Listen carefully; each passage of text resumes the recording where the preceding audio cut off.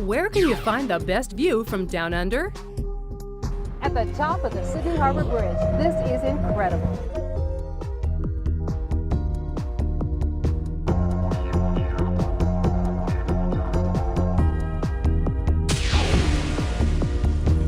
Welcome to Laura McKenzie's Traveller.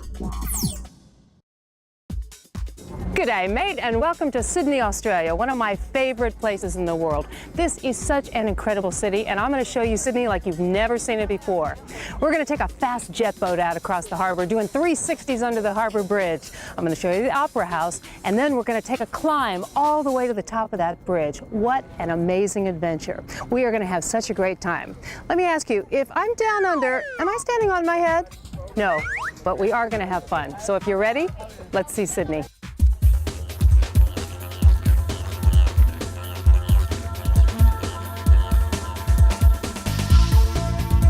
Although Sydney was founded in 1788 as a penal colony, it didn't become an official city until 1842.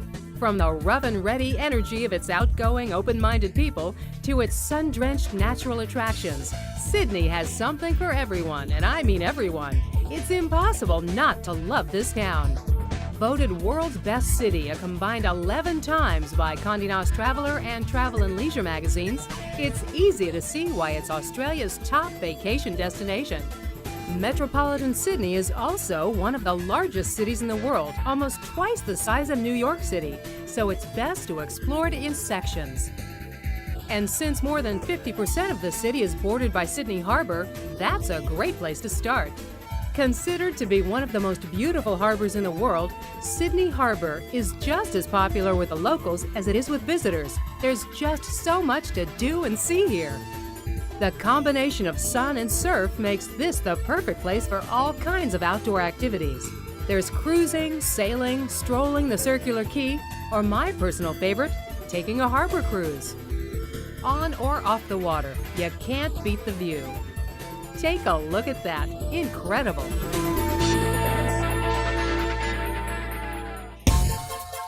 With all this water, you'd think Sydney would have some great beaches, right? Oh yeah, they definitely do.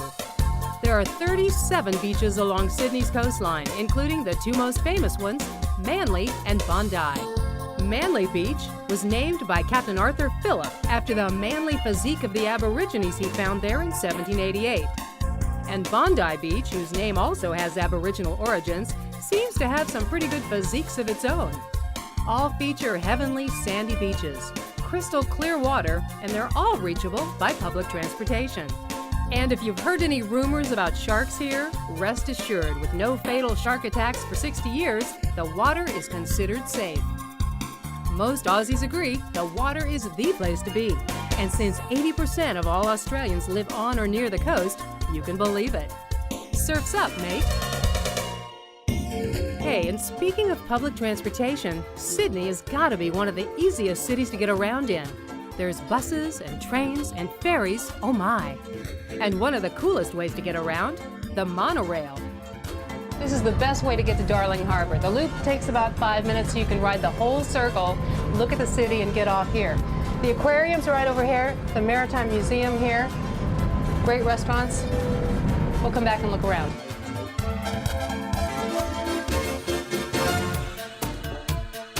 Transformed in the 80s from an abandoned dockyard into one of the world's greatest waterfront destinations, Darling Harbour is a must-see for tourists and a favorite spot for locals. This is the place people come to walk around, look in some of the shops, have an ice cream cone, maybe feed the seagulls, just enjoy a beautiful day. And it's also the place to find a great place for lunch or dinner overlooking the harbour. Once in Darling Harbour, my favorite way to get around Sydney is by taxi. Water taxi, that is. Hey, anybody call it taxi? Hello. Hi there. Water taxis will take you anywhere you want to go, as long as it's on the coast. Getting out on the water is so fantastic. It's so relaxing. But if you want to go a little bit faster, think yellow. You think I'm talking about the water taxis? I'm talking about the need for speed. I hear you get a little bit wet on these things, so we better suit up. One size fits all.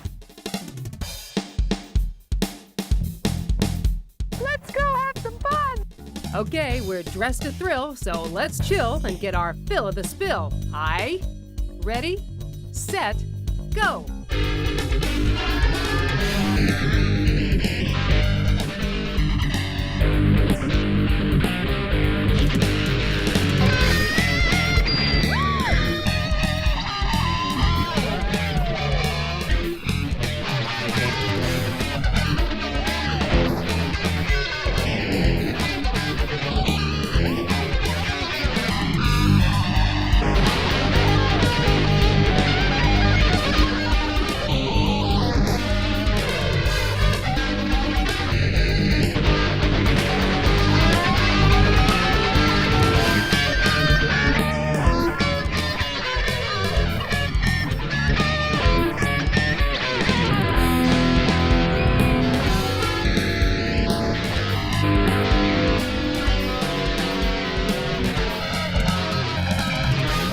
Wow, man.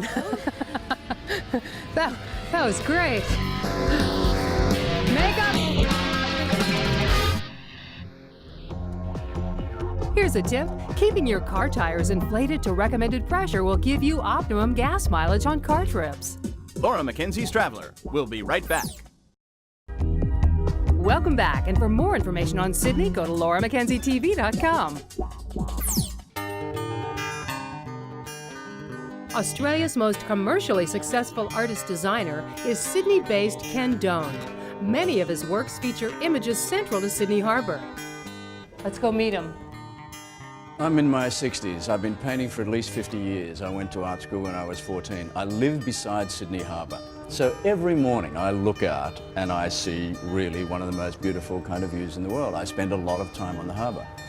And clearly, if you live in Sydney, you have to be rather inspired by the Opera House and by the bridge and by the symbols of this particular country.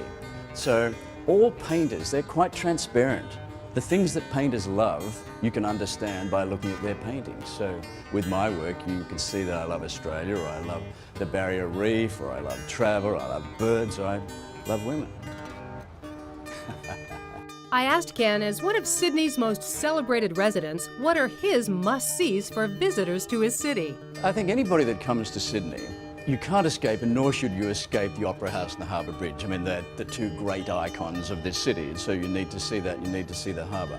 But this area, the area of the rocks, because it was where the first parts of Australia were colonised, has a wonderful human scale about it.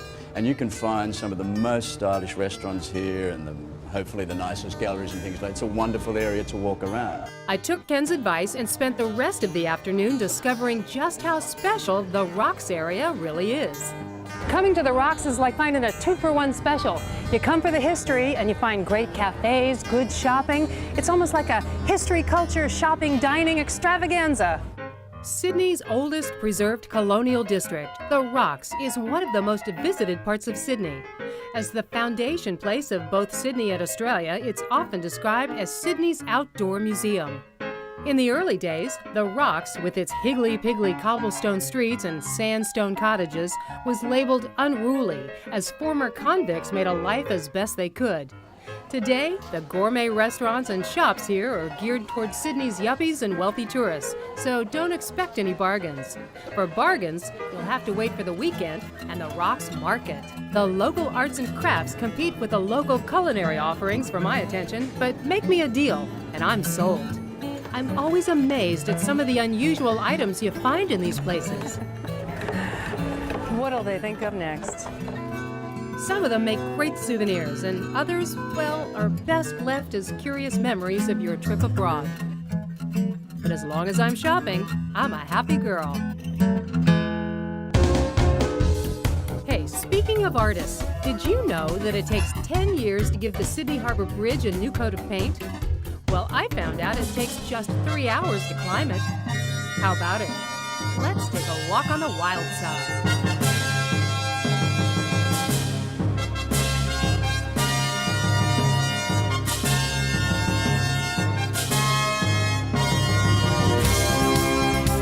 But first things first, a successful bridge climb is a safe bridge climb. That means dress for success. Ready. Next, they have you remove all loose articles. Couldn't have anything falling into the harbor now, could we?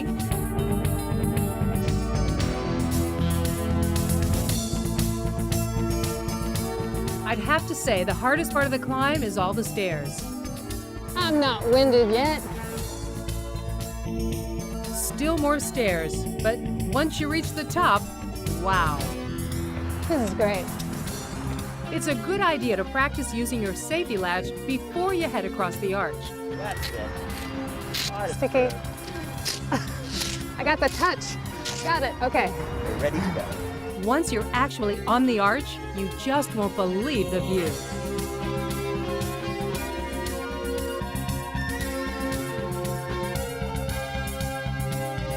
What a great view of the Opera House from up here. Now, do you take pictures? Yeah, We're not allowed to bring cameras, but somebody will take our picture up here? that's correct. We can take photos. Each climb leader is equipped with a camera, take photos along the way, and a group shot, a complimentary group shot at the top of the arch. Couldn't have picked a better day. Now, what happens when it's really windy up here? Do you think it's harder to climb? I mean, do you feel like you're going to get... We still climb, call that the challenge climb. Challenge or not, reaching the top is such a thrill. Welcome to the top of the Sydney Harbour Bridge. We're 134 metres, or 438 feet, or 4.5 seconds above the water. Well done. You can see for miles in every direction. One tip, don't look down, because there's no turning back. Or is there? I asked Greg what happens to people who get vertigo. Well, if they're a little nervous, I'll talk them through. I'll tell them some jokes. I'll just point to the scenery, just to get their mind off it. Most people just need that extra little bit of encouragement.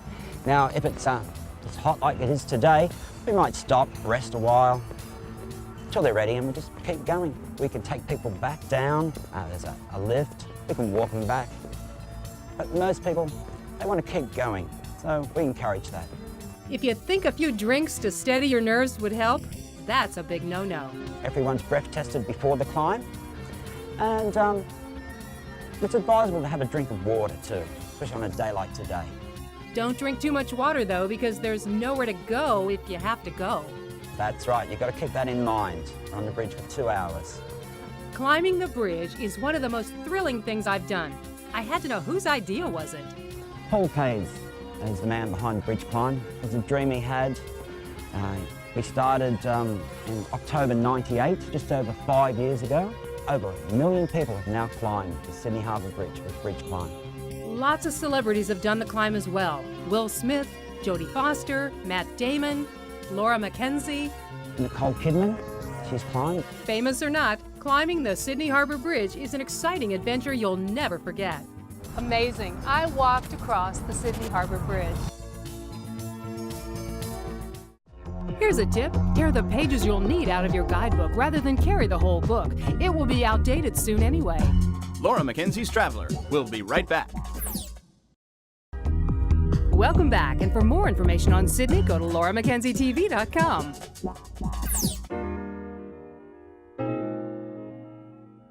I discovered a deluxe hotel right downtown that's a real find.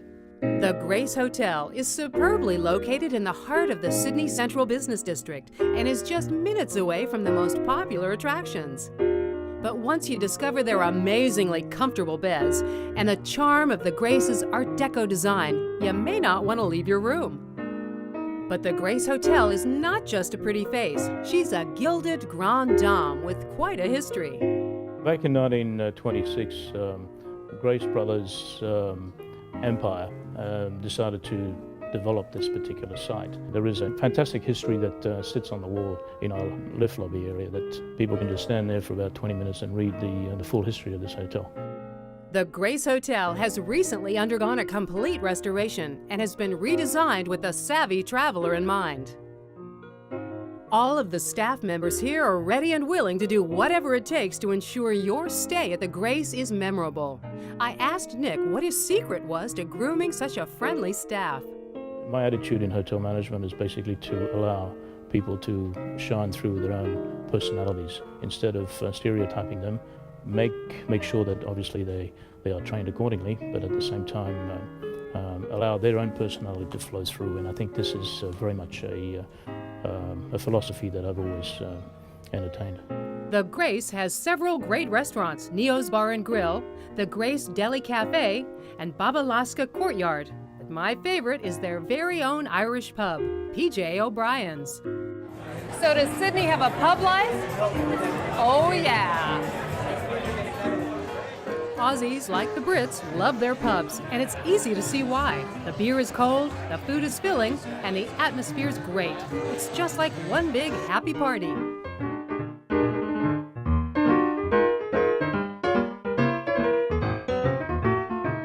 You can pub hop all night long here in the Rocks. Or for a more sobering adventure, check out the Chilling Rocks Ghost Tour.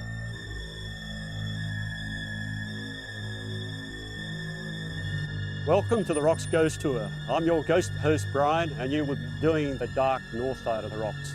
Ghost host Colleen, my wife, will be doing the dark south side of the rocks. We will be telling you stories about murder, suicide, hangings and ghosts. All of our stories are authentic stories told to us by members of our family and local residents. Tonight you might meet some of the past residents face to face. Do not be afraid, as ghosts are harmless. Follow me. How often do you do the ghost tour, and where do we go? Well, we start right here. This is the oldest cottage in Sydney. We do it 7 nights a week. And what kind of stories do you tell? Are they true? Yes, all of our stories are authentic stories, and we go to various locations and we involve the guests and we tell them these stories at the locations. Do people really get scared? Sometimes they do. Do you think children could come and take the tour? The tour isn't really designed for children. Some of the stories are not really appropriate. It's more an adult tour. And where do we end up? We end up in a house site that was built in 1822, and that's at the other end of the Rocks area. Now, how much walking is involved? How much does anyone have to have a level of fitness to keep up? Reasonable fitness. It's 2 hours of walking. There are some stairs involved, but we stop at each location, so it's not walking constantly. We have little rest periods. So have you ever seen a ghost, or do you really believe in ghosts? We have a ghost in our house, and that's how the ghost tour started. My family go back 5 generations in the Rocks. The stories are told from family member to family member and local to locals. And we have the ghost in our house and been there for 57 years, and my wife has seen a ghost. The more we do the ghost tours, the more local people and people who have lived here for many, many years are coming out and telling us about the hauntings, the ghosts, the murder, the suicides. The place is alive with ghosts. We could do another 2 tours. We have that many stories. We have to walk past locations because we have too many stories, which is wonderful. Boo! Oh. You scared me. Don't scare me, I've got a bad heart. What's the best thing to carry on a flight? Whenever I'm flying, I like to take noise-canceling headphones with me. Doesn't matter what brand they are, there's a bunch of brands out there. The point is that they work, and they work in conjunction with MP3 players, so you can bring your music along and live in this little cocoon on the airplane. I also like to bring on a fleece. Women like to bring on pashminas because even if it's July outside, it's always January inside an airplane. Laura McKenzie's Traveler. We'll be right back. Welcome back, and for more information on Sydney, go to lauramckenzietv.com.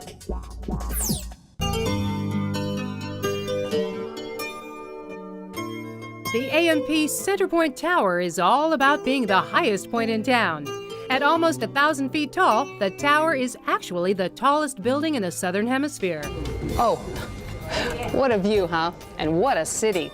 You know, there's more than just a great view up here. They have 3 restaurants, and before you leave, don't miss the Sky Tour. It's a motion simulator that takes you all over Australia, kind of like the Skyrider in New York, and that's fun.